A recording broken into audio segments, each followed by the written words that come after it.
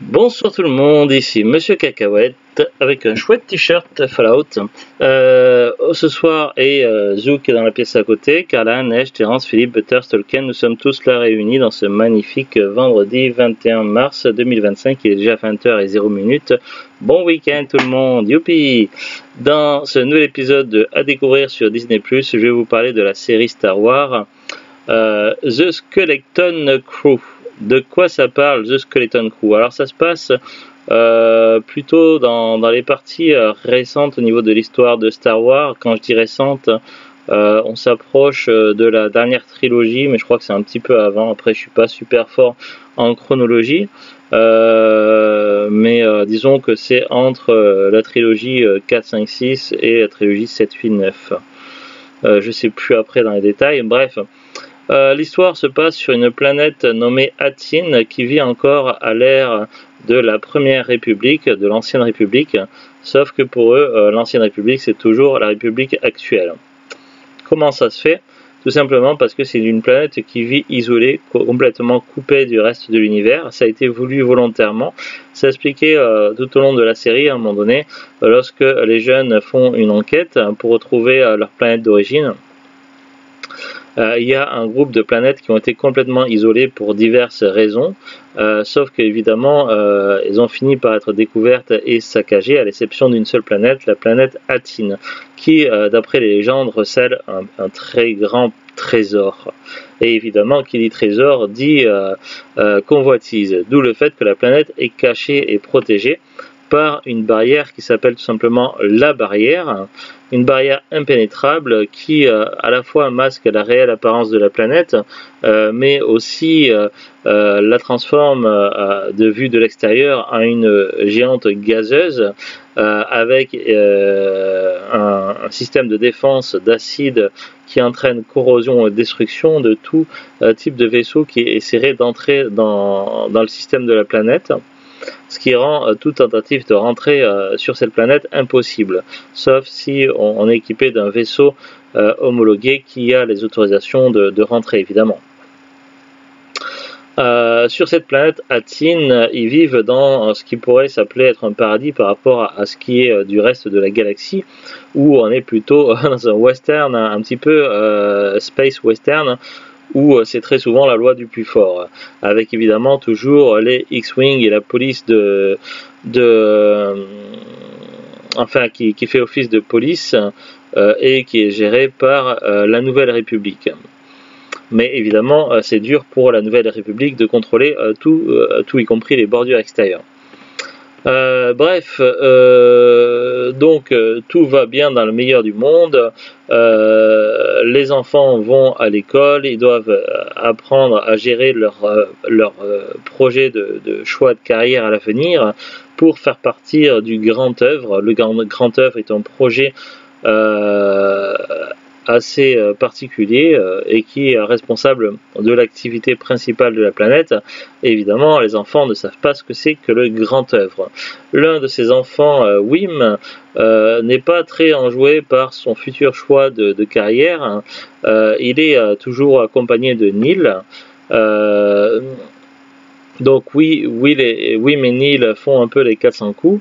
Wim, lui, rêve d'aventure et de Jedi, suivant les contes qu'il a pu entendre et lire. Tandis que de l'autre côté, il y a deux autres enfants de filles, Fern, enfin ça s'écrit Vern et KB. Vern est une aventurière qui aime bien un petit peu diriger et commander, et KB qui l'accompagne dans ses aventures. KB est une jeune fille qui a eu un grave accident et qui depuis est en partie androïde. Et du coup elle a besoin de maintenance régulière. Bref, le problème c'est que Wim, en croyant découvrir un temple Jedi, il va découvrir plutôt un vaisseau spatial qui s'était écrasé sur la planète Atine, et du coup il va embarquer malencontreusement ses trois autres camarades dans une folle aventure à travers l'espace, involontairement et accidentellement. Le problème c'est que une fois arrivés dans l'espace, ils vont se retrouver en vitesse lumière quelque part perdus, et ils vont devoir retrouver leur chemin, sauf qu'évidemment ils ne savent pas comment revenir sur Atine. Après avoir un petit peu farfouillé dans le vaisseau, ils vont réveiller un robot, un droïde pirate qui va prendre Fern comme capitaine et du coup il va être aux ordres de Fern. Ensemble, ils vont se renseigner auprès du droïde pirate et ils vont aller en premier temps dans un port d'attache pour récupérer des renseignements et faire un peu de maintenance. Sauf qu'évidemment, c'est un endroit réservé aux pirates ils vont s'attirer les problèmes. Du coup, ils vont vite être emprisonnés. Et c'est lors de leur emprisonnement qu'ils vont découvrir un adulte qui s'appelle, qui a de nombreux noms, mais qui se fait appeler Jod Nanawood et qui montre certaines facultés à maîtriser la force. Évidemment, pour Wim, ça va être sa première rencontre avec un Jedi et il va tout de suite le considérer comme un Jedi. Mais qui dit maîtriser en partie la force ne veut pas dire forcément Jedi. Ça peut être Sith ou ça peut être quelqu'un qui a des prédispositions mais qui n'a jamais été dans une faction Jedi ou Sith, peu importe.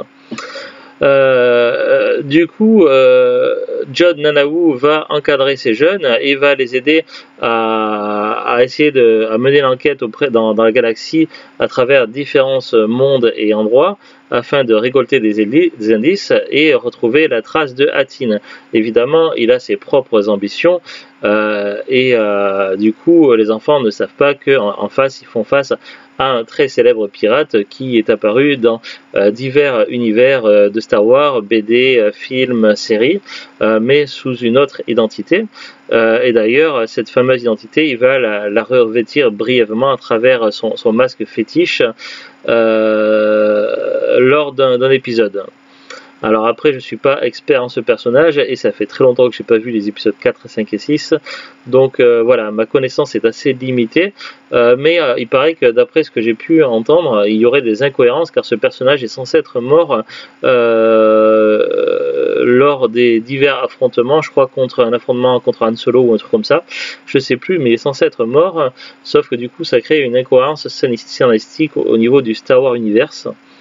Donc je ne sais pas trop comment ça va se goupiller toute cette affaire, mais toujours que ce fameux Jod Nanawu va tenter de manipuler les enfants afin d'arriver à ses fins et d'arriver sur Hattin pour y amener des hommes à lui et récupérer le fameux trésor. Du coup, les enfants vont apprendre à se débrouiller et à découvrir que la réalité dans l'univers est beaucoup plus rude et difficile que ce qu'ils ont connu sur Hattin. Et ils vont comprendre qu'ils vivaient dans un genre de paradis isolé. Et également, ils vont apprendre à vivre à la dure et à se débrouiller par eux-mêmes.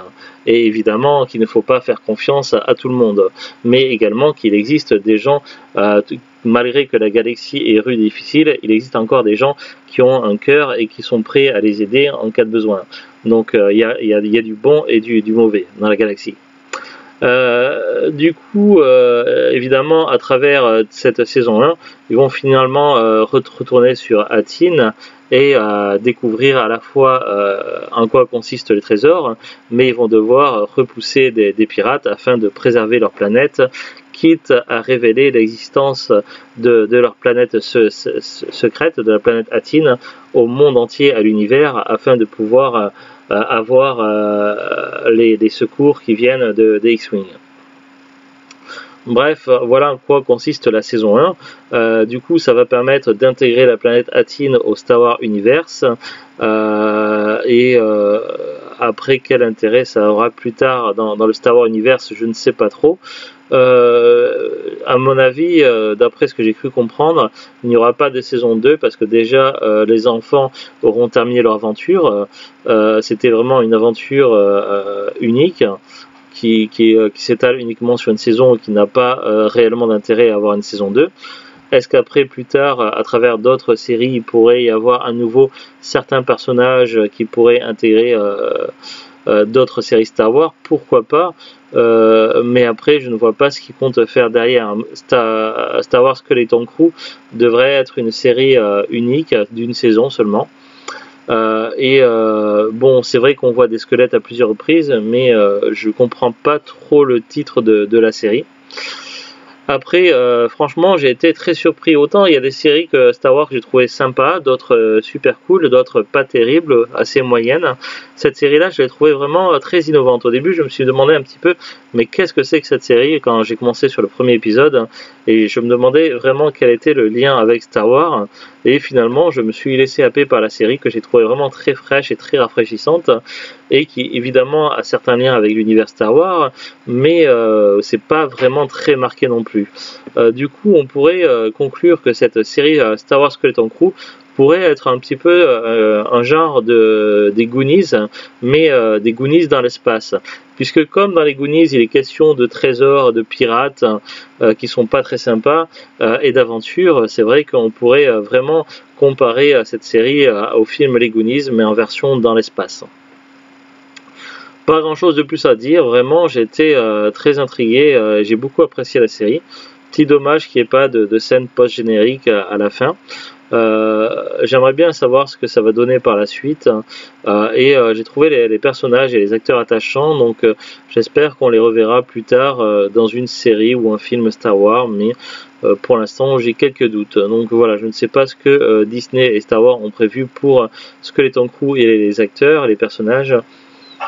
Pour l'instant, on verra. En tout cas, le personnage de Jon Nanaou est intéressant et brièvement joué également.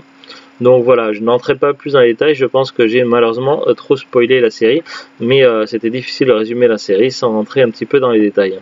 Voilà, donc c'est vraiment une très belle découverte et qui enrichit l'univers Star Wars.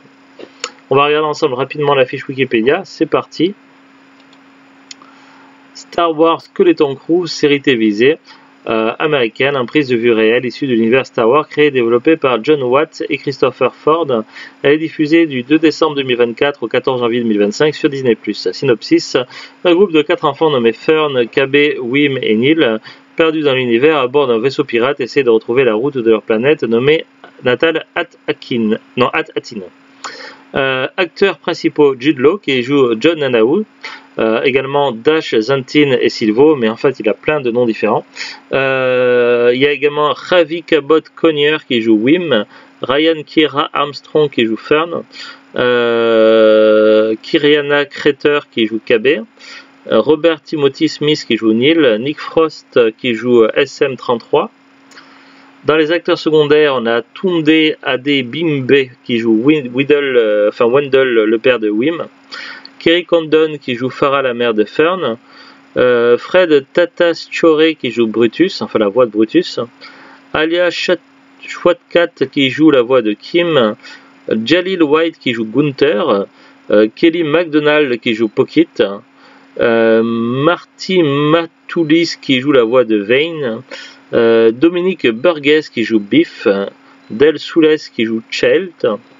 Dans les invités, on a Paloma Garcia-Lee qui joue Melna, Alfred Molina qui joue la voix de Benjar Pranik, Alla Finlay qui joue Aina du clan Troika sur At-Akran, Mathieu Kassovitz qui joue Général Strix, le leader du clan Troika sur At-Akran et le père d'Aina. À noter qu'il se double lui-même, ce qui n'est pas toujours le cas des acteurs français, notamment une actrice française, pour ne pas la citer, qui ne se double pas elle-même, et c'est pas très bien. Ensuite, Patrick Seitz qui joue Cetalops, la voix en tout cas, et Stephen Fry qui joue la voix du droïde superviseur sur At-Atin. Au niveau de la production, le 26 mai 2022, Jude Law est annoncé comme le premier acteur du casting de la série. Le 7 avril 2023, durant Star Wars Célébration 2023, il est dévoilé que les jeunes acteurs Ryan Akira Armstrong, Ravi Cabot Connier, Kiriana Crater et Robert Timothy Smith rejoignent le casting principal. En juin 2023, il est annoncé que Jalil White incarnera Gunther, un pirate. Le 31 juillet 2024, les noms des personnages sont révélés ainsi que des images exclusives de la série. Il y a en tout et pour tout 8 épisodes. Épisode 1, c'est l'occasion de vivre une vraie aventure, This Could Be a Real Adventure. Épisode 2, bien au-delà de la barrière, Way Out Past of Barrier. Épisode 3, un passionnant problème d'astronavigation. Very interesting as an astrogation problem. Épisode 4, je ne peux pas dire que je me souvienne d'At-Atin. Can't Stay, I Remember Not at Atatin. Épisode 5, beaucoup de choses à apprendre sur les pirates. You have a lot to learn about pirates. Épisode 6, plus d'amis encore une fois. Zero friend again. Bizarre comme traduction.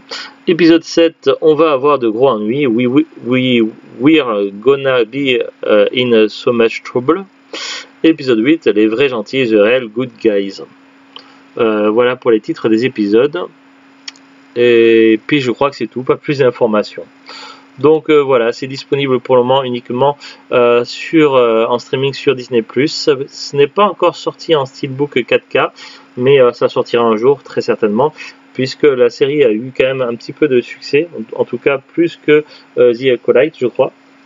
Donc voilà, il y a plus de probabilité que Tom Cruise sorte en physique en Blu-ray à 4K que The Acolyte, mais on verra bien. Allez, à très bientôt tout le monde, bonne soirée, bon week-end et au revoir. Au revoir.